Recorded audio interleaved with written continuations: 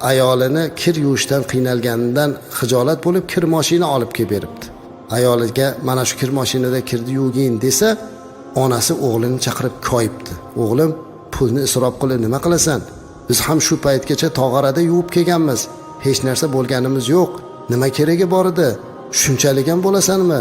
Bunchalik ayolingni yo'liga kirib ketmagin deb ona qattiq tanbeh beribdi. Bechora bola xijolat bo'lib chiqib ketibdi. Oradan 3-4 kun o'tib, qizi kelib onasiga aytibdi: "Onajon, kuyovingiz menga kir mashina olib berdi. Endi kirlarni mashinada yuvyapman" desa, ona duo qilarmish: "Ilohim, kuyovimni Alloh baxtli qilsin, saodatli qilsin bolam.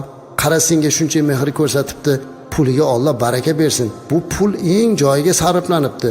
Boshqa joyga sarflagandan ko'ra shunaqaga sarflashni o'rgat turmush o'rtog'ingga" deb qiziga nasihat qilarmish. Qarang, siz qizingizga ravo ko'rgan narsani keliningizga ham ravo ko'ring.